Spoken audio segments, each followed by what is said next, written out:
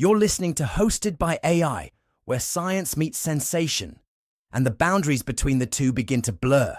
Tonight, we dim the lights, we put on our headphones, and we descend into a digital phenomenon that's as curious as it is calming. A world where whispers reign, and the flick of a zipper becomes an emotional experience. I'm your host, and this is ASMR. ASMR, 4 letters. A neurological enigma, a strange internet sanctuary. It stands for Autonomous Sensory Meridian Response, a term not born in a laboratory, but on an online forum, crafted by a curious mind seeking to define an unnamed sensation. It describes a tingling feeling, like a soft electric current, that starts at the scalp and trickles down the spine. It's triggered by the simplest things: whispering, brushing, tapping, crinkling. Mundane actions, made strangely intimate. So what happens when we open YouTube and dive into this world? You see it instantly. Millions of views. A woman seated before a vintage microphone. She taps it lightly, like a heartbeat. She brushes her hair. She speaks, just a breath above a whisper. "Are you ready to relax?" she asks, her voice gliding from ear to ear. She begins to write with a pencil, the scratching audible and rhythmic.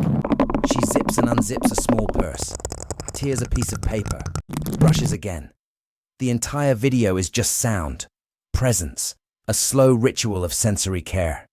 No interaction, yet somehow, intimacy. For some, it's a balm. For others, something unsettling. And after watching a few, you might not be sure how you feel. Relaxed, unnerved, sleepy, a little haunted. There's science behind it, though. Research shows that people who experience ASMR often report lowered heart rates, but heightened skin conductance, a physiological mix of calm and stimulation.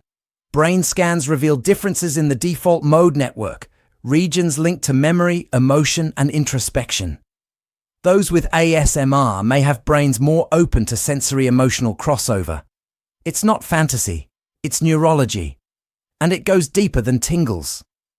Many users turn to ASMR videos to cope with insomnia, depression, or anxiety. The whisper becomes a lullaby. The brushing, a ritual. And while these creators aren't physically caring for you, the illusion of attention can be just as powerful. It might remind you of being soothed as a child, or simply offer the comfort of familiarity in a chaotic world. The phenomenon sits somewhere between therapy and theatre. Unlicensed healing through sound and suggestion. But let's shift frequencies. Not all ASMR is soft-spoken serenity. There's a louder, stranger cousin, food ASMR, or as it's often known, mukbang. Imagine this. A person sits down to a feast. Piles of noodles, dozens of fried chicken legs, giant shrimp, lobster claws the size of forearms. They eat, loudly, slurping, chewing, crunching, all magnified by sensitive mics. It's overwhelming, and yet millions watch. Why? There's satisfaction in it. A primal rhythm to the chew and gulp. A sense of indulgence without the calories. For some, it's like sharing a meal when no one else is there. Companionship through the screen.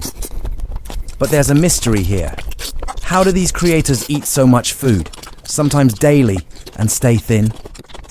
Some claim it's strategy. They fast for the rest of the day.